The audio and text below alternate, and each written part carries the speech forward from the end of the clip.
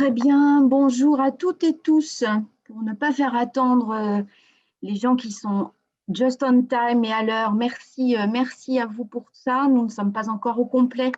Je vous propose malgré tout de commencer. On a un programme qui va être assez riche, en tout cas je l'espère, et surtout à partir de vos échanges. Donc, je suis Cécile Deschamps, directrice de la Fondation. Bienvenue à ce webinaire organisé par la Fondation de l'Université Savoie-Mont-Blanc et Grand Annecy. Il y a déjà maintenant plusieurs mois de cela, sous l'impulsion de Grand Annecy, on a entrepris une réflexion qui mêlait à la fois des chercheurs de l'université, des agents des collectivités, notamment de Grand Annecy et des entreprises, pour réfléchir aux grands enjeux de l'économie environnementale. Enjeux, s'il faut le rappeler, qui sont, je crois, extrêmement prégnants et importants aujourd'hui, bien sûr, mais ils l'étaient déjà hier et le seront encore plus demain. La réflexion que l'on a menée nous a conduit à proposer à Grand Annecy et à nos partenaires la réalisation d'un programme scientifique collaboratif. C'est ce qu'on appelle au sein de la Fondation une chaire, et là il s'agit en l'occurrence de la chaire économie environnementale. Avant d'aller plus loin dans la présentation, quelques règles de bon fonctionnement, elles ont été affichées sur la première slide, mais je vois que tout le monde maintenant est hyper rodé au webinaire et autres visio en tout genre. Donc effectivement, vos caméras coupées, vos micros coupés, vous avez la possibilité de prendre la parole, on ne vous en empêchera pas bien évidemment, mais favorisez les questions via le chat. On a le plaisir d'accueillir à ce webinaire Monsieur Thomas Mézaros, qui est vice-président à l'enseignement supérieur à la recherche pour Grand Annecy, à qui je vais passer la parole. Thomas, j'espère que vous m'entendez. Je vous entends très bien. J'espère également que vous m'entendez tous. Parfaitement, merci Thomas. Donc, merci de faire l'introduction de ce webinaire en quelques minutes pour nous préciser en quoi déjà Grand Annecy soutient ce projet et donc ça c'est déjà quelque chose de très fort pour la recherche académique. Et en fait la question que j'ai envie de vous poser, c'est pourquoi? Alors bonsoir à tous, bonsoir Cécile, merci beaucoup pour cette introduction. Alors comme vous l'avez évoqué, je crois qu'aujourd'hui avec de plus en plus on se familiarise avec ces nouveaux modes de communication et les plateformes. Donc mon propos sera vraiment court de manière à ce que on puisse favoriser la présentation de la chaire en tant que telle et puis surtout les échanges autour de ce projet qui me semble très important. Alors pourquoi le Grand Annecy a souhaité soutenir ce projet-là et j'allais dire même dès le début, comme vous l'avez rappelé, être un partenaire important du développement de ce projet? Eh bien, tout simplement parce qu'il est clairement tourné vers un des aspects qui relève de ma délégation, qui est l'innovation. Et aujourd'hui, nous savons que nous sommes confrontés, et malheureusement l'actualité nous le montre tous les jours, nous sommes confrontés à des situations alors qui peuvent être difficiles à gérer pour un certain nombre d'acteurs économiques, mais aussi de collectivités. Ces situations, elles sont principalement liées, on le sait maintenant, à la transition environnementale que notre écosystème est en train de connaître. Et donc, il était important qu'on commence à s'interroger, ou en tout cas qu'on travaille collectivement, de manière collaborative, à une réflexion sur l'impact du réchauffement climatique, de la transformation de l'écosystème sur notre territoire et sur la dynamique de nos territoires. Et donc, c'est ça qui a principalement été l'élément déclencheur que nous avons vu vraiment très fortement apparaître à l'occasion du projet de territoire que nous avons fait lors de la fin du dernier mandat, enfin compte entre 2018 et 2020. Et à l'occasion de ce projet de territoire, on a eu la possibilité d'écouter les citoyens, les habitants du territoire, qui nous ont fait remonter ces inquiétudes-là. Puis parallèlement à cela, nous avons travaillé avec les partenaires économiques qui nous ont également fait part de leurs inquiétudes à ce sujet-là. Et puis l'Université de Savoie-Mont-Blanc, qui était un partenaire important du travail qui a été fait sur le projet de territoire, eh bien, a commencé à réfléchir à des solutions qui pouvaient être apportées à cette situation, à ces changements qui sont en train de se produire dans nos sociétés. Et donc, j'allais dire, le partenariat, il s'est en quelque sorte constitué tout à fait naturellement entre les acteurs économiques, le monde de la recherche avec l'Université Savoie-Mont-Blanc, les collectivités, dont le Grand Annecy, et puis bien sûr la Fondation, qui occupe un rôle important puisque c'est elle qui porte cet ensemble-là. Alors nous, je dis un mot de ce qui nous a, nous, particulièrement intéressés dans ce travail de recherche d'excellence que permet de faire une chaire, c'est d'abord la méthode. C'est-à-dire que ce qui nous encourage à soutenir ce projet-là et qui nous stimule beaucoup, c'est le côté interdisciplinaire qu'il y a dans ce projet, de l'économie, de la gestion, de la sociologie, un travail sur la dynamique des territoires, de la chimie, bref, en fin de compte, tous les aspects qui peuvent répondre à la complexité de la problématique à laquelle peuvent être confrontés nos territoires.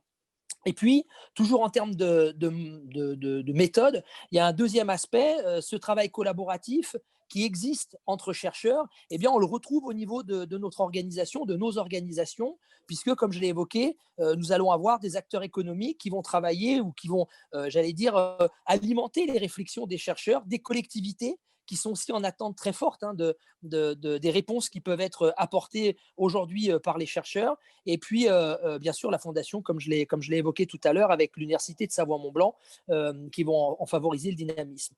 En définitive, si je dois répondre à votre question, Cécile, je dirais que ce qui fait l'intérêt ou l'importance de ce projet-là pour le Grand Annecy aujourd'hui, c'est tout d'abord contribuer à la recherche scientifique, parce qu'aujourd'hui, on sait que c'est essentiel.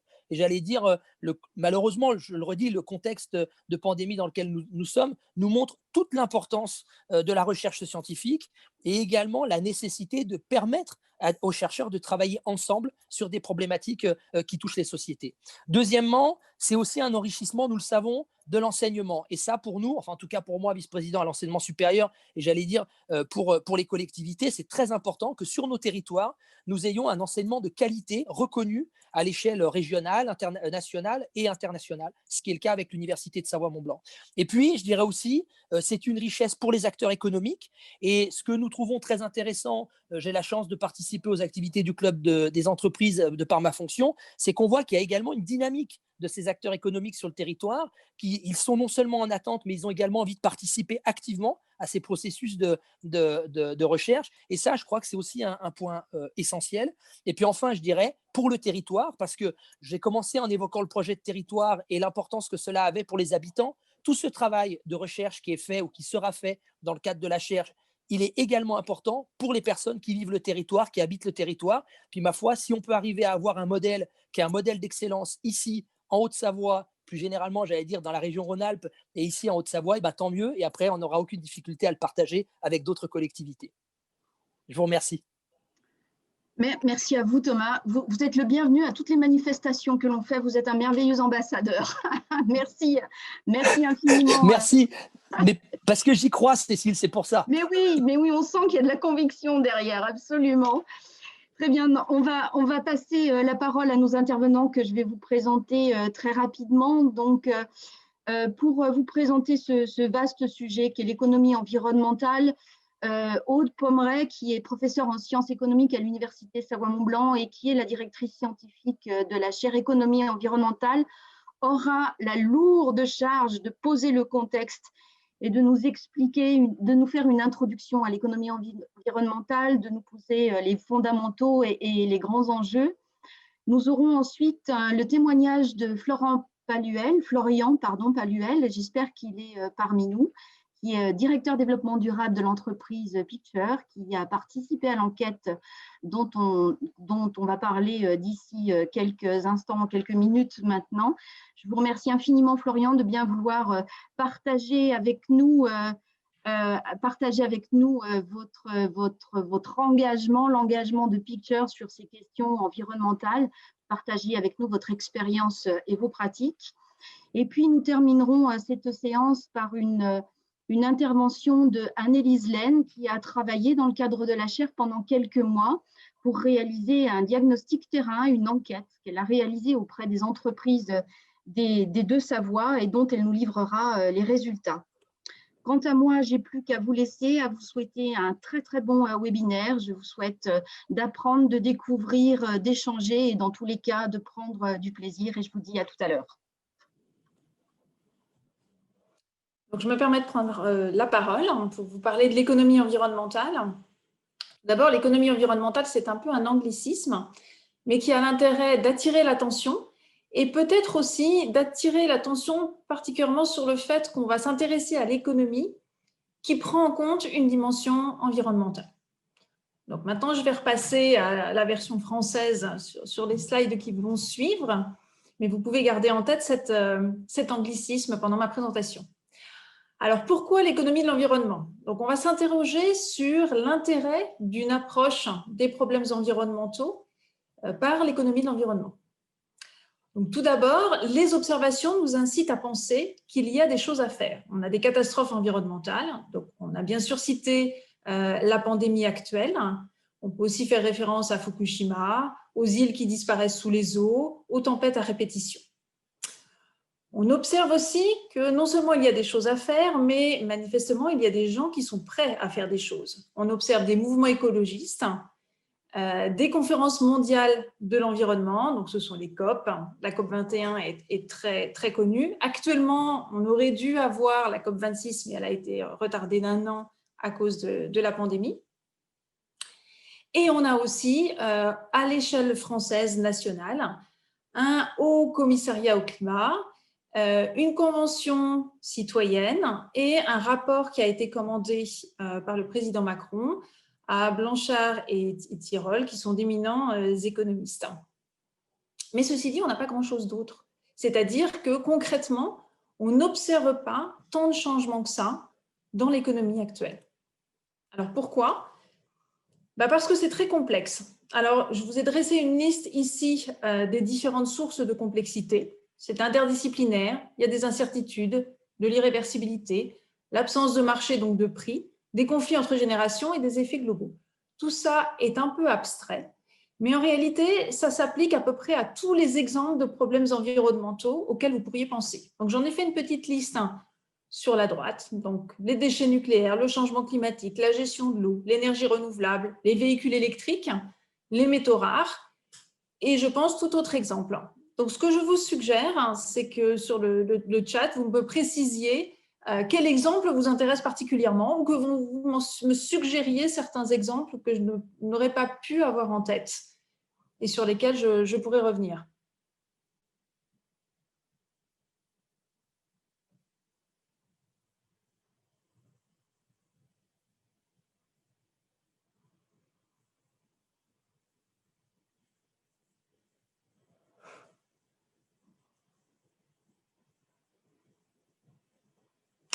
Pas de proposition. Alors, on a une première réponse, la biodiversité. Ça intéresserait la biodiversité. Oui, vous voyez toujours bien mon écran? Non, on le voit plus, Aude. Ce qui m'a semblé, j'ai voulu essayer d'aller voir le chat et puis ce n'était pas forcément une bonne idée. Je n'arrive plus à partager mon écran. Donc, la biodiversité. Voilà, ça devrait être possible. Je vais cependant reprendre la liste.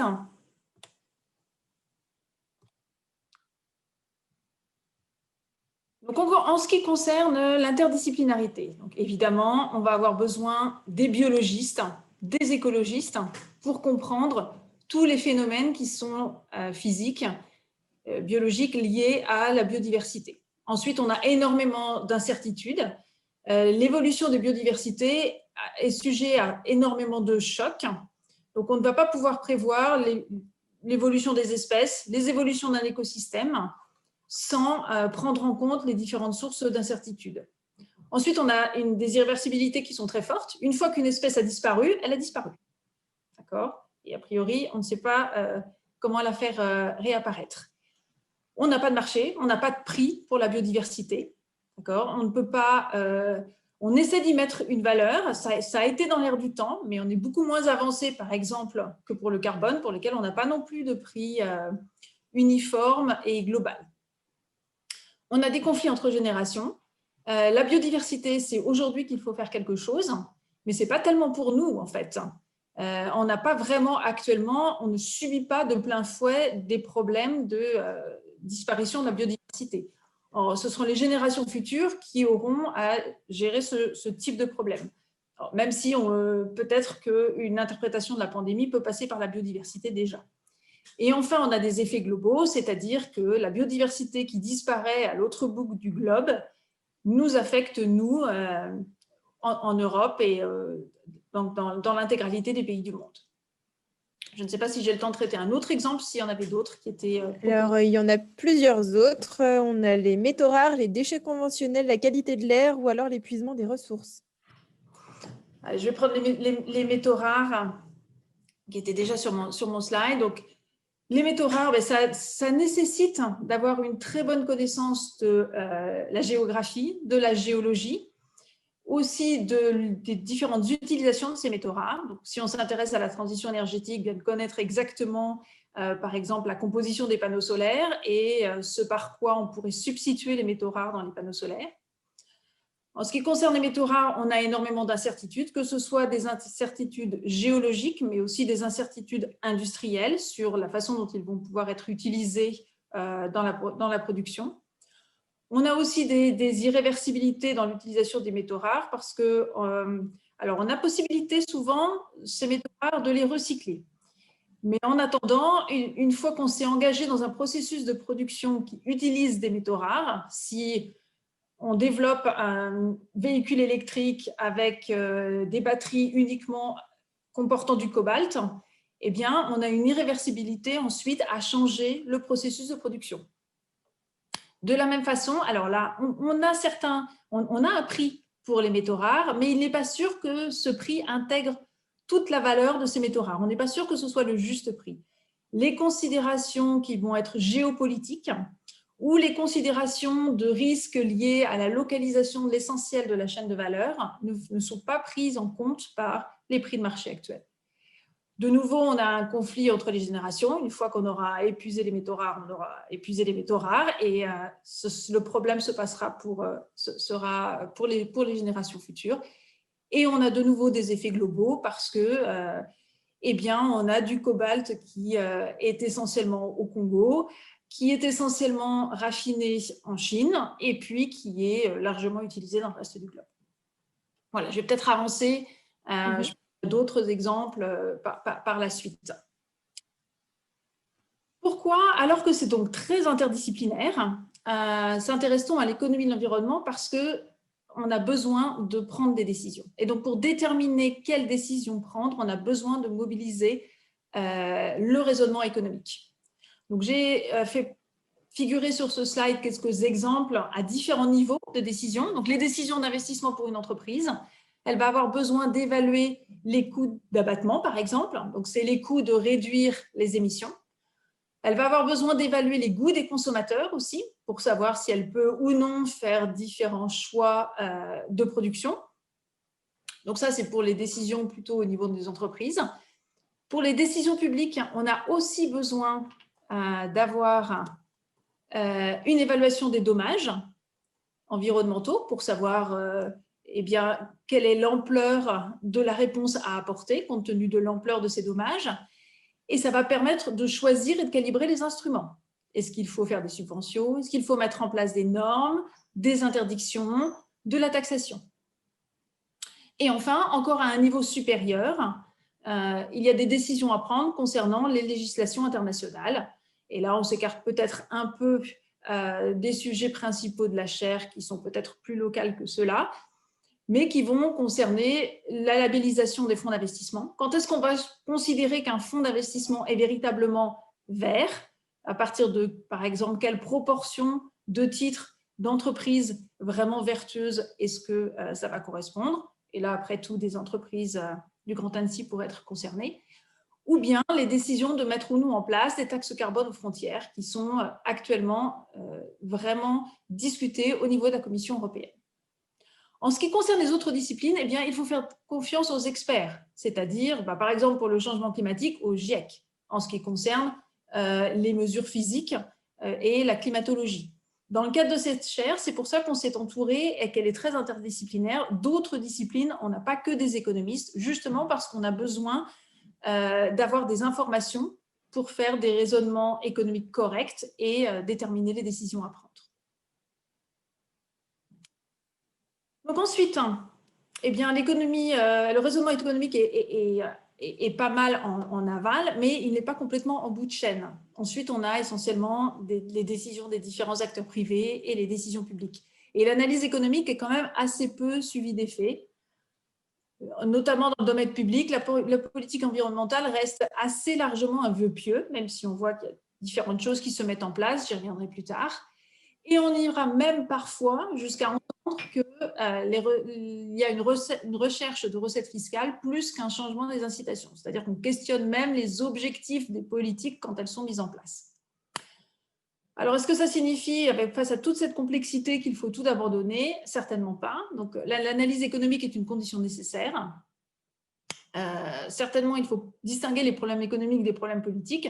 Et si on comprend mieux la façon dont se passent les choses, eh bien, ça ne pourra qu'améliorer la situation. Et donc, c'est ce que je vous propose par la suite, de vous présenter une notion qui est au cœur du raisonnement économique, et puis ensuite de passer en revue quelques idées reçues qui, j'espère, vous apparaîtront plus claires après la présentation de la notion d'externalité.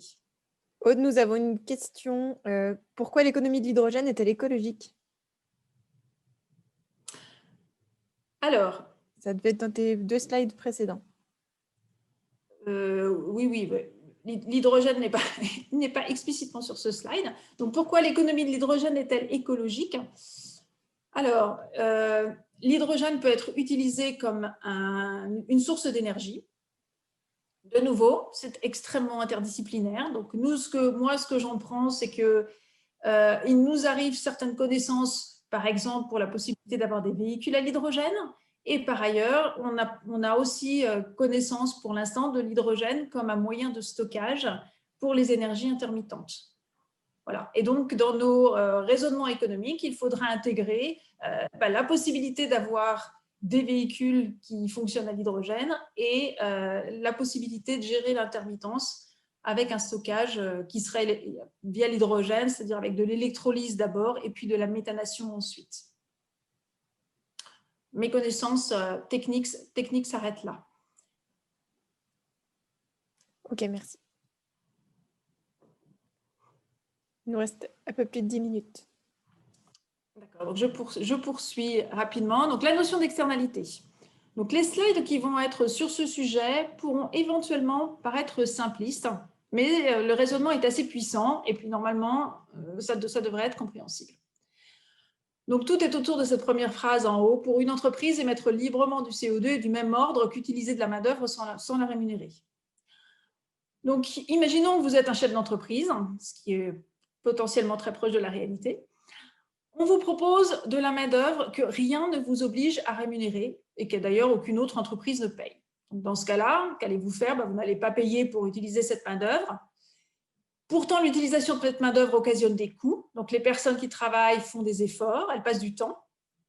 Et la conséquence extrêmement importante, c'est que vous allez être incité à utiliser beaucoup de main-d'œuvre, et moins des autres inputs qui vont être coûteux. Donc, moins de machines, par exemple.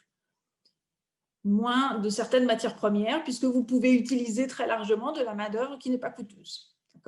L'analogie n'est pas complètement idiote, c'est un peu poussé à l'extrême ce qu'on va avoir dans les pays qui sont en développement. Maintenant, sur ce slide, j'ai juste remplacé main-d'œuvre par pollution et ça marche très bien. Vous êtes un chef d'entreprise, on vous propose de polluer l'air sans rien payer, ce qu'aucune entreprise ne paye non plus.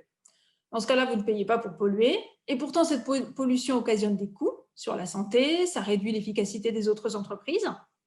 Et donc, en conséquence, vous allez choisir de polluer beaucoup et d'utiliser moins des autres inputs coûteux, c'est-à-dire de ne pas avoir recours à des machines, par exemple, qui seraient plus efficaces d'un point de vue énergétique. Donc, évidemment, c'est simpliste. Évidemment, ça ne correspond pas à la réalité, notamment mon exemple sur la main-d'œuvre. Et donc, dans la réalité, si vous ne rémunérez pas la main-d'œuvre, vous n'en trouverez pas. Alors que dans la réalité, il n'y a rien qui oblige à payer pour l'utilisation de l'air.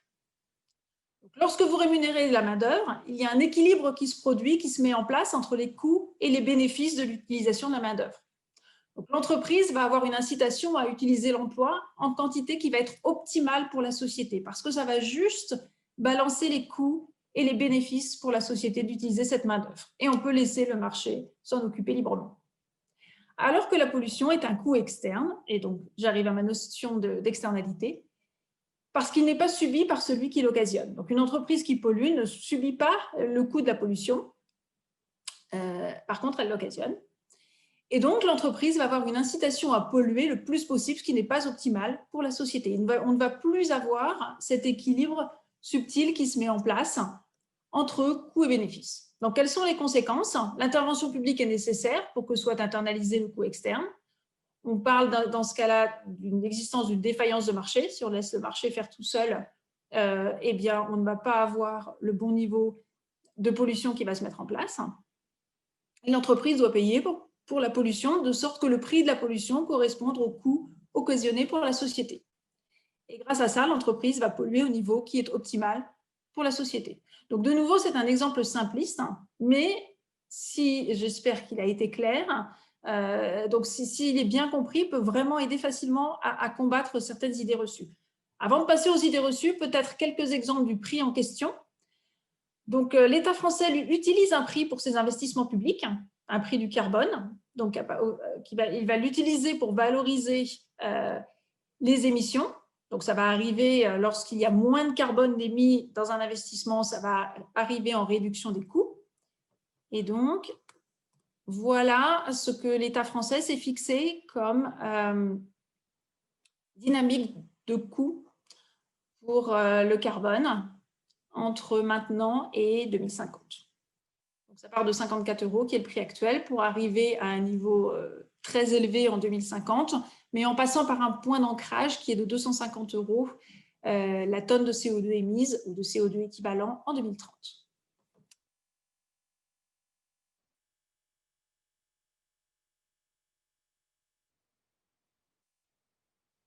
Je ne sais pas si j'ai des questions auxquelles je peux répondre à ce stade ou si j'enchaîne. Alors, on a une question de Ségolène qui demande que les engagements politiques à l'échelle de la planète, notamment les accords de Paris, vont-ils entraîner des changements normatifs ou législatifs à court et moyen terme avant 2030 pour inciter les acteurs économiques à baisser leur impact carbone? Oui, c'est ce qui est prévu. Alors, on a déjà des modifications. Donc, par exemple, ce que vous avez actuellement sur votre écran. Donc, on a déjà un prix du carbone qui a été calculé et il est déjà intégré dans les investissements publics. Alors après, tout ce qui est au commissariat au climat, la Convention citoyenne avait bien pour objectif de faire bouger les législations et d'avoir des choses qui soient appliquées. C'est le cas aussi de la réflexion actuelle au niveau de la Commission européenne sur la tarification aux frontières. Ce sont des exemples parmi d'autres qui me viennent à l'esprit compte tenu de ce dont je viens de parler. J'enchaîne peut-être compte tenu du temps. Je pourrais prendre davantage de questions éventuellement à la fin. Donc, les idées reçues. Arrêtons de culpabiliser ceux qui émettent. En fait, ceux qui émettent du CO2 devraient réaliser qu'ils se comportent comme s'ils employaient des salariés sans les payer. C'est ce qu'on a vu jusqu'à présent. Et d'ailleurs, il y a des initiatives privées, il y a des initiatives individuelles, il y a des entreprises qui font attention à leurs émissions de CO2 et donc qui justement intègrent le fait qu'il y a un problème à émettre du CO2 librement. Deuxième idée reçue. Donc, ces idées reçues sur ce slide sont vraiment en lien avec ce que j'ai présenté jusqu'à présent. Donc, si la façon dont je les combats n'est pas claire, n'hésitez pas à me demander davantage d'explications, parce que normalement, c'est vraiment en lien avec les externalités dont on a parlé. Donc, deuxième point, la taxe sur le CO2 doit financer la lutte contre le réchauffement. En fait, la taxe, elle permet de réduire les émissions, quelle que soit l'utilisation qui est faite de son produit. C'est ce qu'on a vu aussi sur les slides précédents. À partir du moment où l'entreprise doit payer pour émettre, elle va émettre moins. Si le prix est le prix qui est juste au niveau social, les émissions vont être à leur niveau juste. Et par ailleurs, j'ai pris une entreprise parce que c'était l'exemple que j'ai pris précédemment. Ça marche aussi pour les consommateurs, bien sûr. En fait, ça marche pour n'importe quel agent économique. Je l'ai appliqué aux investissements publics aussi. Donc, on n'a absolument pas besoin que la taxe, le produit de la taxe, soit utilisé pour réduire les émissions, pour que la taxe soit efficace. En réalité, on a des problèmes d'acceptation d'une taxe sur les émissions actuellement. Donc, une bonne idée, ça pourrait être de l'utiliser pour faire de la redistribution, pour que les personnes les plus touchées où les personnes les plus précaires reçoivent le produit de la taxe CO2. Troisième point, il suffit d'interdire les émissions. Donc, en fait, les normes, elles coûtent plus cher que la taxe, mais elles vont assurer mieux le respect de l'objectif de réduction des émissions. Donc, obliger les entreprises à respecter des normes, c'est nier le fait que pour certaines, ça va être plus facile que pour d'autres de réduire les émissions et que donc, il y a une façon plus efficace de répartir les efforts d'émissions sur les entreprises que simplement appliquer une norme. Donc, je ne sais pas comment je suis avec le temps. Ces idées reçues-là étaient un peu des idées reçues bonus. Il nous reste 5 minutes. Oh, ben c'est parfait. Donc, rapidement y faire allusion. Donc, idée reçue suivante, les pays émergents vont de toute façon nous asphyxier. Donc, en fait, il est dans notre intérêt de leur faire sauter le modèle à combustion. Et donc, plus on va avoir une R&D qui va être développée, plus on va avoir des effets d'apprentissage qui vont faire que les nouvelles technologies qui émettent moins seront moins chères, plus on pourra en faire profiter les pays émergents et moins ils nous asphyxieront. Idée reçue suivante, il suffit de changer nos comportements. Alors, en fait, certains d'entre nous seront tentés d'être passagers clandestins, par exemple de la lutte contre le réchauffement climatique, donc ça ne suffira pas. Alors qu'évidemment, d'autres accepteront de faire plus d'efforts. De nouveau, on ne nie pas que certains consommateurs, certaines entreprises font déjà des efforts. Mais de surcroît, ce ne sera pas juste, que certains acceptent de faire des efforts alors qu'on aura des passagers clandestins. Donc, ça ne suffit pas de penser qu'on va changer spontanément tous nos comportements de façon souhaitable. Et enfin, rien ne sert d'agir si les autres pays ne bougent pas. Donc, en fait, agir en premier va créer un avantage technologique sur les autres nations qui sont déjà en réalité en train de passer à l'action pour certaines d'entre elles. Et pourrons-nous regarder nos enfants dans les yeux en leur disant que la ville brûlait, mais que l'on attendait que les autres éteignent le feu de leur maison d'abord? Donc ça, c'est une considération qui est peut-être un peu éthico-philosophique. Et d'ailleurs, dans l'interdisciplinarité, par exemple, en ce qui concerne les déchets nucléaires, on a aussi cette discipline qui est mobilisée. Voilà, je vous remercie pour votre attention et je réponds volontiers à davantage de questions. Alors, on va prendre un petit temps de 2 minutes pour des questions. J'ai une question d'Emmanuel qui est: comment cette trajectoire de prix sur ton graphique présenté du CO2 est effectivement prise en compte dans les investissements? Est-ce qu'elle est utilisée pour comparer les investissements entre eux, pour arrêter les investissements? Oui, exactement. Elle est à la fois utilisée pour comparer, pour calculer la profitabilité d'un investissement public, c'est-à-dire que pour que l'investissement soit réalisé, il faut que sa valeur actualisée nette soit positive. Donc, on va prendre en compte les émissions qui sont réalisées dans le cadre de cet investissement public et ça viendra en addition des coûts. Et si on compare, ça va être aussi utilisé pour comparer différents investissements publics entre eux. Donc, en particulier, si on s'intéresse à une ligne de chemin de fer, eh bien, la ligne de chemin de fer, on va prendre en compte le fait qu'elle permet d'économiser des émissions. Et donc, ça va venir, les réductions d'émissions que multiplie cette valeur présente sur ce graphique, va venir s'ajouter aux bénéfices de la ligne de chemin de fer ou réduire ses coûts comme vous préférez. Ok. Alors, j'espère que la réponse est suffisante. Du coup, deuxième question. Pourquoi les taxes sur les externalités globales, CO2, pollution de l'air et eau, ne sont pas de facto décidées au niveau international, au minimum européen, voire incorporées dans les traités internationaux? Donc, on a des effets globaux. Donc, évidemment, ce serait ce qui serait absolument souhaitable. Et ça demande des efforts de coordination qui sont extrêmement importants du côté des différentes nations. Donc, évidemment, tout est entrepris pour essayer d'avoir le plus de coopération possible, que les décisions soient prises à des échelles les plus élevées possibles. Donc, en particulier, ce calcul de valeur du carbone, il a été réalisé pour la France, il a été présenté le plus possible dans différentes instances européennes, il a intéressé les Américains aussi, et donc l'idée est vraiment d'essayer d'avoir quelque chose qui soit adopté au niveau international, mais c'est extrêmement compliqué de coordonner ces différentes nations. D'accord, merci Aude. Le temps passe, du coup, je vous propose de passer à la suite. On a d'autres questions, mais on y répondra plus tard ou alors par mail si on n'a pas le temps aujourd'hui. Et puis Sandra, tu avais l'air de Excusez-moi de dire que vous peut-être interrompre. que ma réponse précédente n'était pas assez précise. Donc, si les réponses aussi que j'ai apportées ne semblaient pas suffisantes, n'hésitez pas à m'écrire. Moi, je vous interromps juste 30 secondes parce que la question de Bruno, si on peut quand même prendre le temps d'y répondre, Sandra, parce qu'elle me semble quand même particulièrement intéressante pour éclairer la discussion, justement. Ok, alors du coup, Bruno nous demandait si les réponses d'autres idées reçues semblent toutes fondées sur l'idée qu'il faut payer le CO2 pour résoudre le problème. Et Bruno demande si c'est si simple que ça. Alors oui, ça fonctionne extrêmement bien de payer pour les émissions de CO2. Alors, ce n'est pas si simple que ça ne marche pas dans tous les secteurs. Donc, de nouveau, je vous ai dit que c'était un exemple simpliste, c'est pour vous faire, pour faire sentir le fond du raisonnement. Dans certains secteurs, ça ne va pas être possible. Parfois, il est aussi très difficile de simplement identifier les sources d'émissions.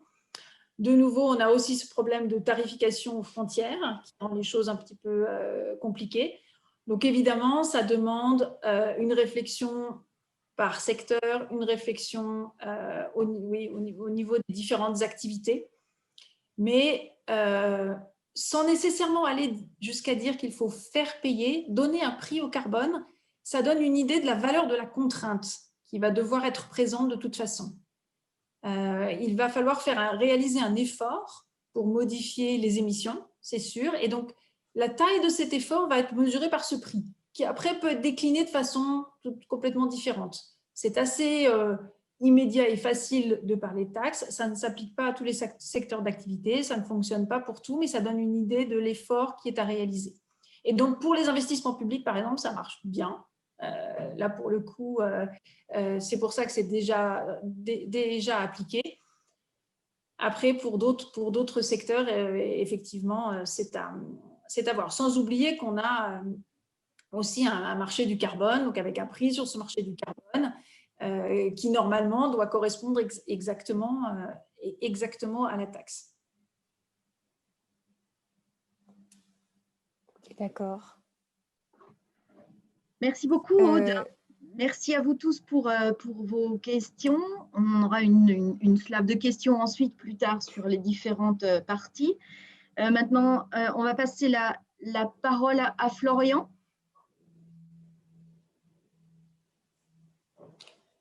Peut-être que j'arrive. Bonjour, bonjour Florian. Non. Bonjour. Bonjour à tous, j'espère que vous m'entendez bien. Très bien. Est-ce que je parle ou est-ce que je présente quelque chose? Parce qu'a priori, je ne peux pas partager mon écran, donc je vais juste prendre la parole comme ça sans forcément vous montrer quelque chose. Si ça vous va. Très bien comme ça. Allez, ça marche. Alors, pour ceux qui connaissent un petit peu, pas beaucoup, ou beaucoup Picture, je vais juste en 2 petites secondes en reparler sur l'historique. Donc, 3 amis en 2008 qui montent cette marque à Clermont-Ferrand. Donc, notre cœur de métier, c'est la fabrication de vêtements outdoor, notamment ski snowboard. Donc, produit emblématique, c'est la veste de ski. Veste de ski qui, chez nous, et ça commence à être la norme un peu de partout, est fait en polyester recyclé depuis le début. Normalement, la manière traditionnelle de créer une veste, c'est extraire du pétrole pour créer du polyester. Donc, réutiliser un déchet, le recycler, et même si tout ça coûte de l'énergie et du CO2, ça en est bien moins que d'extraire du pétrole pour arriver à la même matière. Donc, l'engagement historique de la marque a été tourné autour de cet engagement matière, coton bio, polyester recyclé, les bonnes certifications, supply chain, maîtrise de la supply entre le recyclage des bouteilles, entre la culture du coton bio, puis jusqu'à la confection. On a été certifié B Corp en 2019. Donc voilà, tout ça fait que ça a plutôt bien évolué depuis le début. Et là, maintenant, on recentre largement l'engagement autour des questions énergétiques et des pures questions carbone-climat. Donc, avec une stratégie climatique et carbone qui se calque en fait sur les grandes recommandations GIEC, sur 4 grands piliers. Donc le premier pilier, il y en a 2 grands piliers qui se divisent en 4 derrière, mais bref, le premier, on parle de réduire les émissions de gaz à effet de serre. Donc ça passe par 2 choses, par une transition énergétique de toutes les activités, c'est-à-dire sortir des énergies fossiles et donner l'exclusivité aux énergies renouvelables et bas carbone. Donc mécaniquement, si on transfère ça chez Picture, si on part de cette problématique mondiale de réduire les émissions et de faire une transition énergétique et qu'on l'applique chez Picture, ça veut dire qu'il ne faut plus s'occuper seulement des matières, mais il faut surtout s'occuper de la production d'électricité et de la création de chaleur au niveau de la supply chain. Parce que là, on parle d'une matière qui existe au début sous forme de fibre. Derrière, il faut créer un fil, ensuite il faut créer un tissu, ensuite il faut teindre le tissu, ensuite il faut appliquer une membrane, ensuite il faut confectionner le produit fini. Donc tout ça, si vous voulez, la matière, elle existe déjà. Par contre, ce qui se rajoute, c'est surtout un apport d'électricité pour faire tourner les machines, et c'est surtout la création de chaleur dans les process industriels. Et il s'avère que ces 2 grandes notions de production d'électricité et de création de chaleur au niveau des process indus, on est sur un bon 35% des émissions mondiales de gaz à effet de serre. Et d'ailleurs, la production d'électricité, c'est la première cause d'émissions dans le monde. Donc clairement, si ces sujets-là énergétiques, d'électricité, de création de chaleur sont si importants, et qu'on les retrouve dans nos supply chains, ça devrait largement être notre priorité. Donc c'est en ce sens que l'engagement se recentre vraiment sur ces questions. Donc le bilan carbone, là, on vient de le terminer. Il confirme qu'un bon 80%, 75-80% de nos émissions se situent au niveau de Taïwan et au niveau de la Turquie, parce que voilà, c'est des pays qui sont relativement carbonés dans leur manière de produire de l'électricité. Donc ça, c'est lié au fait qu'on produit à l'étranger parce qu'on a un modèle de distribution qui rajoute un intermédiaire. Et quand on rajoute un intermédiaire, donc qui est le magasin, ça veut dire qu'il faut payer le produit fini un peu moins cher en début de fil, pour ensuite le vendre à un magasin qui va le revendre à vous derrière. Donc voilà, on est à Taïwan, on est en Turquie, et le très gros du taf, il est à faire là-bas, et notamment sur ces questions de transition. Et ce qui est assez rigolo dans la démarche, c'est que, enfin rigolo, j'en sais rien, mais au moins à peu près pertinent, c'est que pendant le bilan, je passais en revue les supplies qu'on connaît très bien, voilà, filature, teinture, tricotage, etc. Je leur demandais les datas énergétiques en kilowattheure, processus de création de chaleur, chaudière au fioul, chaudière au gaz, chaudière biomasse, etc. Et je leur demandais aussi les marques avec lesquelles ces grosses usines travaillaient. Et donc là, je ne parle pas d'une usine avec laquelle Picture fait du business, je parle vraiment d'usines un peu reculées, type filature, tricotage, teinture. Parce que c'est précisément à ces 3 étapes que je viens de citer, filature, tricotage, teinture, que le très gros des émissions CO2 du cycle de vie du produit total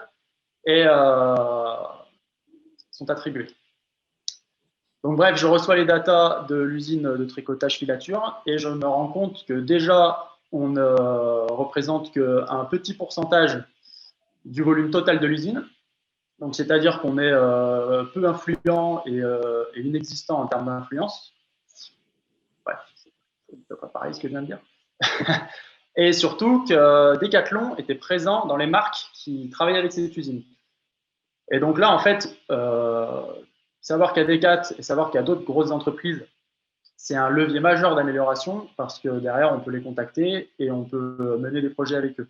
Et du coup, on a appris que Decathlon avait ce projet de transition énergétique au niveau de l'usine turque, la même que nous, pour que cette usine alimente à hauteur de 40%, s'équipe à hauteur de 40%, s'équipe de panneaux solaires pour alimenter leurs besoins en électricité à hauteur de 40%. Voilà. Donc c'est 40% en moins qui normalement vient du gaz ou vient du charbon en Turquie. Donc après, le débat, il n'est pas sur est-ce que le solaire c'est bien, pas bien. Dès l'instant où c'est bien moins carboné que le charbon ou que le gaz, oui, c'est une bonne solution. Donc effectivement, voilà, c'est le genre de grande démarche qu'on a en ce moment sur la partie énergie. Et après, un autre grand pilier de réduction des émissions, c'est que cette fameuse transition ne peut pas se faire si le besoin énergétique reste aussi élevé à l'échelle mondiale. Donc il y a un gros pilier chez nous qui s'appelle sobriété, qui est de la réduction du besoin. Et dans le textile, la réduction du besoin, ça passe par un peu moins consommer, par garder les produits plus longtemps, les réparer, travailler des business models un peu différents sur la seconde main, par exemple. Donc ça, c'est des choses au niveau de la réparation, par exemple, qu'on a toujours fait. Là, maintenant, on développe une garantie de réparabilité à vie pour faire en sorte que les produits durent plus longtemps. Et on est très à l'aise avec cette notion de dire que les produits durent et vous rachèterez un produit neuf quand vous en aurez besoin, quoi. Mais si on peut le réparer, celui que vous avez déjà, on le fait très bien, avec plaisir, et la garantie réparabilité à vie vous le permet. Donc voilà, on jongle un peu sur ces deux notions de transition et de sobriété pour vraiment fitter par rapport à ce que dit le GIEC, qui fait un consensus de toutes les analyses scientifiques.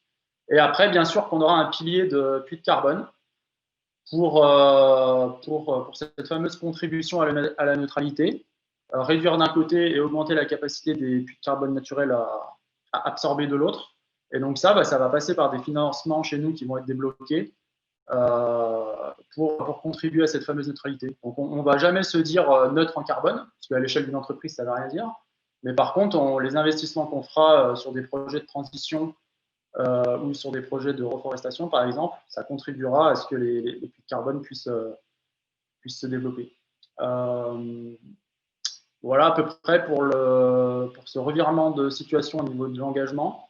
Tout ça, donc, c'est lié à la partie GIEC, stratégie climat. Ça vient aussi en cohérence avec Bicorp au niveau de notre certif. Et voilà, quoi. Je ne sais pas s'il y avait des petites questions pendant que je parlais, mais oui, Florian, il y a une question. La question, c'est est-ce que vous faites un calcul économique des choix environnementaux que vous faites? En fait, le business model historique de Picture, de base, est basé sur quelque chose qui n'a rien de conventionnel. Parce que depuis toujours, on achète des matières premières, coton bio, polyester recyclé, plus cher que si on les achetait dans leur version conventionnelle, donc du polyester conventionnel et du coton conventionnel. Donc, vu que depuis toujours, on achète les matières premières environ 30% plus chères, c'est intégré dans notre business model et on sait qu'on marge moins et que quand on développe un nouveau produit avec telle ou telle énergie, telle ou telle matière, on est habitué à moins marger que la moyenne. Donc, et je veux dire, ça marche très bien vu que la marque a 12 ans et qu'elle a pu se développer et que maintenant on est 65. Donc, finalement, tous ces projets qu'on mène de bilan carbone, de contribution à la neutralité, le Science Based Target qui va peut-être aussi nous coûter quelque chose. S'il faut mener des projets de transition dans une usine à Taïwan et qu'il faut financer la chaudière, voilà, on essaiera de le faire.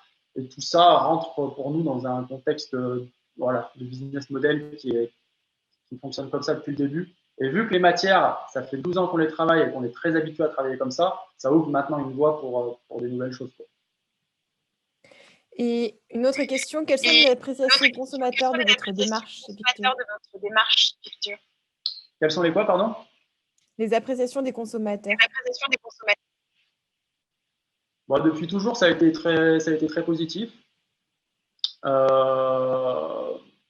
Franchement, ouais, la boîte a pu grandir avec la communauté. Et c'est surtout maintenant ce revirement de situation, enfin ce petit virage à 90 qui nous donne un peu plus de maturité et de crédibilité. Et quand on commence à parler de grosses problématiques comme ça et qu'on sort en fait du textile, parce que le textile, on pourrait parler de matière et de réparation pendant 50 ans, quoi. Mais quand on commence à parler des vrais sujets énergétiques, et du coup j'en parle comme si ça y est, on était devenu parfait. Mais en vrai, pas du tout. C'est juste que là, on prend ces sujets à bras le corps, mais on aurait dû les prendre en 2008 quand on a créé la marque. Mais au moins, maintenant, se dire que le vrai chantier et le vrai engagement, il doit être à ce niveau-là, ouais, ça donne au public et à la communauté un sentiment que, OK, ils vont quand même dans la bonne direction et ils connaissent un peu le sujet, donc ça reste positif, quoi. D'accord, merci beaucoup. Merci infiniment, Florian, Je vois les questions sur la neutralité, là. Et donc, je vais y répondre sans souci. En fait, la neutralité carbone, c'est quelque chose qui est très bien défini par la science et ça concerne un territoire. C'est autant sur les émissions émises que sur la capacité du territoire, d'un territoire donné, donc la planète, un département, une région, à pouvoir ensuite absorber ces émissions. Donc, une entreprise émet, mais une entreprise n'absorbe absolument rien.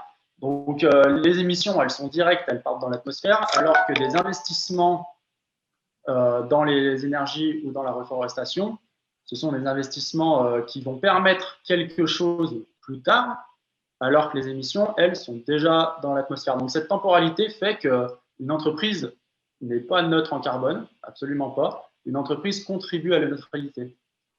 La neutralité qui a un objectif mondial, ou un objectif national, ou un objectif départemental. Mais une entreprise en tant que telle ne peut pas se dire « je suis hors du problème ». Parce qu'en fait, ça veut physiquement rien dire en termes d'émissions qui sont déjà émises. Ok, d'accord. Je vous propose d'avancer un petit peu parce qu'il est déjà 50, on a pris du retard. Annelise, si tu veux bien prendre la parole. Oui, bonsoir. Donc, j'ai été chargée de réaliser l'enquête, l'étude qualitative pour la chaire économie environnementale. Et elle s'est déroulée d'avril à juillet 2020. Donc, les objectifs de cette étude étaient doubles, à la fois comprendre comment les enjeux environnementaux sont perçus et appréhendés par les entreprises locales, et aussi identifier leurs éventuels besoins et attentes concernant la future chaire économie environnementale. Je m'entends un petit peu en double. Voilà. Donc, l'étude s'est déroulée en 3 temps, à la fois, d'une part, la définition de la méthode et de l'échantillon, ensuite, la réalisation des entretiens, qui s'est fait principalement en visioconférence, et ensuite, l'analyse des entretiens.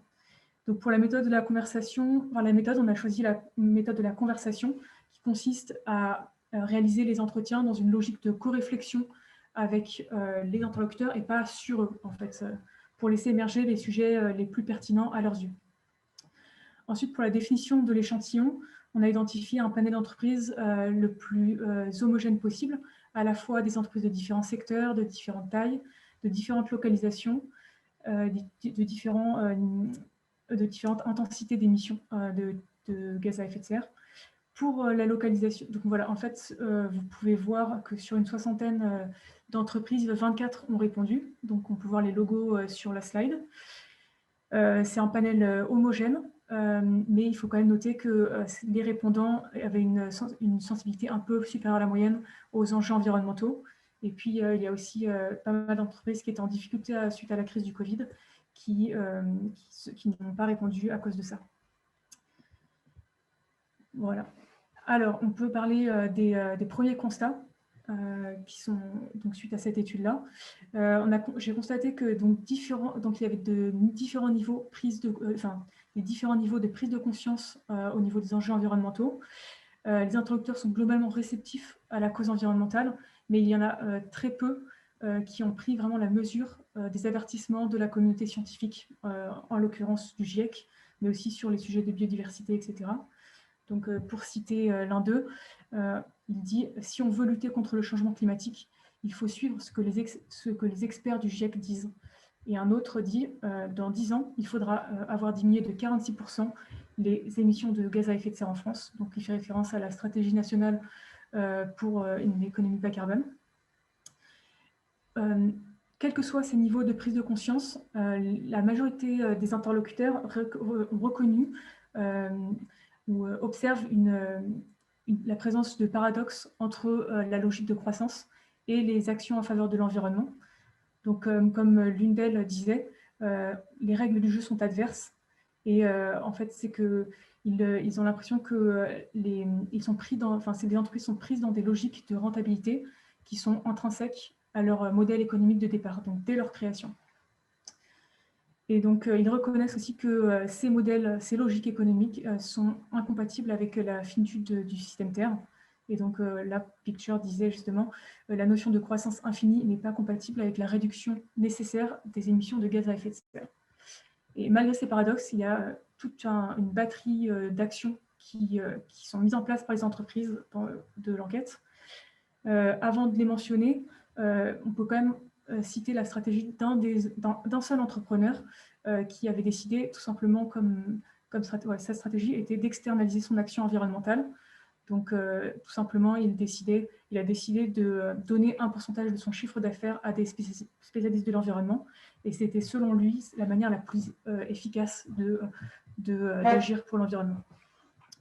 Donc, un premier niveau d'action de la part des entreprises, c'est d'améliorer certaines fonctions annexes de l'entreprise, donc tout ce qui n'a pas trait au cœur de métier de l'entreprise. Par exemple, améliorer la mobilité, la gestion des déchets, la protection de la biodiversité. Et concrètement, ça passe par la mise en place, par exemple, de ruches sur les toits, d'abris vélo, la mise en place d'abris vélo ou par exemple, la mise à disposition de vélos électriques pour les salariés, etc. Certaines entreprises vont plus loin dans la démarche en améliorant le produit ou le service qui est au cœur de leur secteur d'activité, de leur cœur de métier. Et par exemple, en développant une gamme éco-conçue. Donc éco-conçue, c'est-à-dire que la gamme est imaginée dans la globalité de son cycle de vie, de l'extraction des ressources jusqu'à la fin de vie du produit.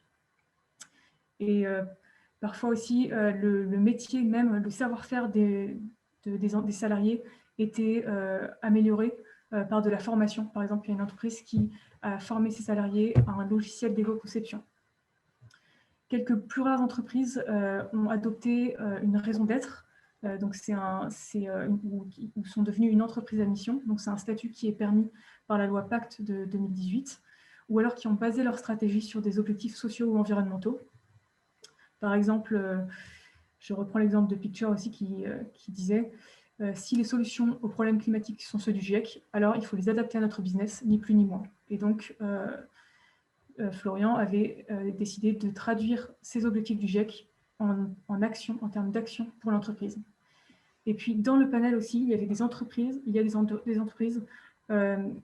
qui ont intégré ces enjeux sociaux et environnementaux dès la création de l'entreprise. Donc, c'est intégré dans leur modèle, dans leur business model. Par exemple, on a Trialp qui fait de la gestion et valorisation des déchets. On avait aussi La Source Voisine, qui est un traiteur qui s'approvisionne en produits les plus locaux possibles et qui ne fait quasiment pas de déchets. Ensuite, on a aussi identifié une véritable envie des entreprises de faire leur part, entre guillemets, je les cite, et d'agir collectivement. Donc, il y en a plusieurs qui ont dit, voilà, je veux prendre part, je veux que mon entreprise prenne part à la vie de la cité, et aussi, je cite encore, que notre entreprise agisse comme une bonne citoyenne. Donc ça, on reconnaît un petit peu les principes de la RSE, de la responsabilité sociétale de l'entreprise, qui essaie de renforcer le rôle des entreprises vis-à-vis des communautés locales et en général des parties prenantes de l'entreprise. Donc l'enquête a révélé une volonté d'agir collectivement. Donc quand je dis collectivement, c'est entre elles, mais aussi en prenant en compte les collectivités et les chercheurs et d'autres parties prenantes. Et donc ces actions collectives peuvent prendre différentes formes. Donc on peut citer une entreprise qui parlait d'élaborer, de prendre part à une stratégie économique du territoire dans un contexte futur plus décarboné. Et donc, en fait, il faisait aussi référence à l'étude du think tank The Shift Project, qui s'appelle le plan de transformation de l'économie française et qui est en cours, et qui imagine une société, ou un monde économique dans un contexte décarboné. D'autres entreprises imaginent actuellement des projets économiques collectifs. Donc, ils se mettent en partenariat et imaginent des manières de faire du business qui pensent plus vertueuses. Par exemple, un des interlocuteurs parlait d'un pôle d'excellence sur le développement textile sportswear 100% made in France. Et donc, ce serait dans une logique, donc ce pôle serait dans une logique vraiment de viser l'excellence en termes environnementaux et aussi d'améliorer la qualité de vie des salariés. Et puis, il y a aussi beaucoup d'actions, il y a une volonté de faire des actions collectives par thématique, donc de s'améliorer par thématique, par exemple, se mettre autour de la table avec la collectivité et les autres entreprises pour améliorer, par exemple, l'efficacité énergétique des entrepôts, parce que beaucoup ont reconnu que c'était de véritables passoires énergétiques, mais qu'il y avait trop d'investissements pour faire un chèque et s'atteler à ça. D'autres pensaient réfléchir collectivement à améliorer des infrastructures cyclables, pardon. Et d'autres pensent aussi à mettre en place des plateformes d'économie circulaire. Donc, il y en a déjà une qui est en cours de développement, Upcyclerve, avec Montblanc Industrie. Et en plus d'une action collective, les entreprises ont montré une volonté aussi d'apprendre d'apprendre entre elles et de se mettre en réseau. Donc, en fait, les conversations ont révélé que les entreprises s'inspirent et s'apprennent mutuellement, et ça les aide vraiment à améliorer leurs engagements environnementaux. Donc, je cite, « On souhaite rencontrer d'autres entreprises, s'inspirer et récupérer des idées ». Donc, il existe déjà quelques réseaux qui permettent de faire cela et qui sont différents selon les lieux géographiques ou selon différents sujets, l'économie circulaire et autres. Et il y avait une demande de la part des entreprises de clarifier ces différents réseaux et de les renforcer, de les mettre en avant pour mieux les identifier entre eux. Et un dernier aspect aussi de cette étude, c'est la formation et l'information. Donc les entreprises ont montré vraiment le besoin de monter en compétences sur certains sujets pour véritablement opérer des changements structurels et profonds de leur fonctionnement. Donc il y avait une demande peut-être vis-à-vis de la chaire de poser le contexte, donc à la fois le contexte économique, le contexte climatique, le contexte réglementaire. Par exemple, les entreprises ne sont pas encore très claires sur ce que veut dire la loi relative à l'économie circulaire. Et puis, en règle générale, la chaire pourrait permettre de déchiffrer les grands enjeux de la transition écologique. Il y avait aussi un besoin identifié de monter des projets de recherche qui pourraient être menés en partenariat avec l'université, les chercheurs de l'université. Par exemple, des projets d'économie circulaire. Certaines entreprises aimeraient valoriser et trouver des débouchés locaux à leurs déchets, par exemple les déchets de chantier ou alors les sédiments de barrage. Et puis, il y a aussi l'aspect recherche sur les nouveaux modèles économiques qui est vraiment remonté. Les entreprises se demandent constamment comment créer de la richesse tout en respectant les contraintes écologiques et climatiques. Et donc, tout ce qui est l'aspect économie de la fonctionnalité, économie circulaire, était un sujet d'intérêt, mais était très mal connu.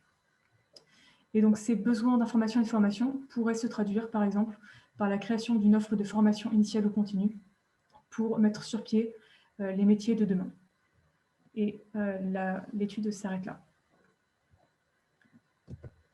Est-ce que vous avez des questions ?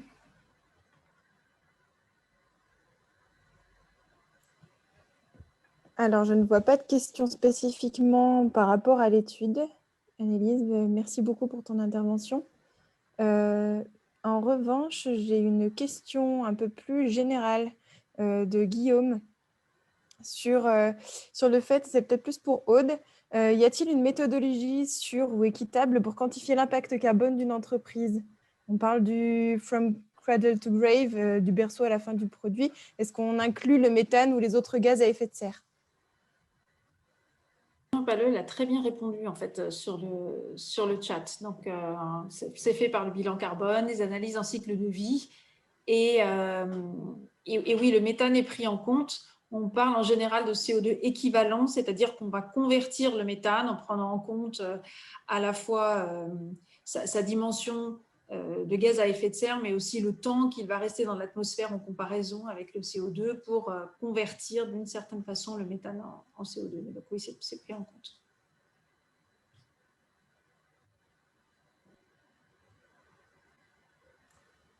Ok, d'accord.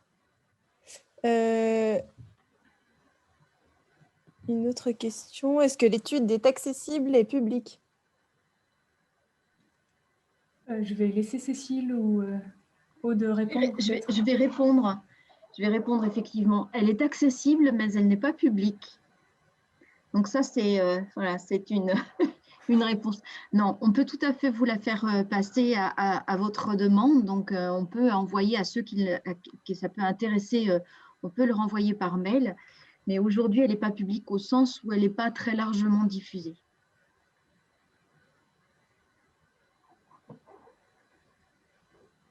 Et une autre question, quelles sont les suites données à cette étude et les actions ? Alors, je reprends peut-être la parole ou alors vous voulez utiliser les slides puisque c'était un peu sur les slides de conclusion. Sandra, qu'est-ce que tu… Vas-y, comme tu veux, Aude. Vas-y, je t'en prie. Donc, cette étude qualitative a été réalisée sur un nombre restreint d'entreprises et elle va nous guider. Ça nous a permis de voir ce qui était important a priori et ce qu'il ne fallait pas qu'on rate. Et elle va être utilisée comme base pour réaliser une étude quantitative sur les entreprises à la fois de Savoie et de Haute-Savoie. Et donc, sur un grand nombre d'entreprises, on espère avoir 200 à 300 réponses. Et donc, le questionnaire va être élaboré sur la base de cette étude qualitative. Donc, ce sera beaucoup moins fin, évidemment, dans les réponses, mais au moins les sujets qui ont été abordés dans l'étude qualitative, on veillera à ce qu'ils soient bien repris dans l'étude quantitative. Donc, tout ça pour essayer d'avoir un panorama plus représentatif des entreprises de la région, et pour ensuite nous aider à déterminer les différents axes de recherche de la chaire, puisque l'objectif, c'est que ce soit utile pour les entreprises de la région. Donc, on se basera à la fois sur cette étude qualitative directement, puisqu'elle nous donne certains éléments qui n'auront pas de façon aussi fine avec l'étude quantitative, et aussi sur les résultats de l'étude quantitative. N'hésitez pas, Cécile ou Sandra, à compléter si je n'ai pas été exhaustive. Du coup, ce qui nous amène à parler des rôles possibles de la chaire. On parlait de formation à la fin de la présentation d'Annelise. Alors oui, Hervé, tu dis dans le chat qu'il y a une formation Polytech Annecy-Chambéry qui va lancer sa première et unique formation en France d'ingénieur en écologie industrielle à partir de septembre prochain. Donc oui, il y a cette formation qui va voir le jour. Mais aussi, dans la chaire, il va être question de recherche et de formation. Et pour le volet formation, ça va être de développer des formations ad hoc pour former des futurs salariés, des entrepreneurs, des professionnels, les élus aussi, aux enjeux de l'économie de l'environnement. Sur le volet recherche, il s'agira dans la chaire économie environnementale de déterminer les futurs modèles économiques d'une part, de permettre aux entreprises d'identifier les grands principes de la transition environnementale, et il s'agit vraiment d'un accompagnement ici. Et puis aussi de conduire une réflexion prospective sur l'économie, sur l'activité, les futurs métiers aussi, donc en relation avec les formations, et puis l'évolution des indicateurs de suivi qui intéressent le plus grand nombre.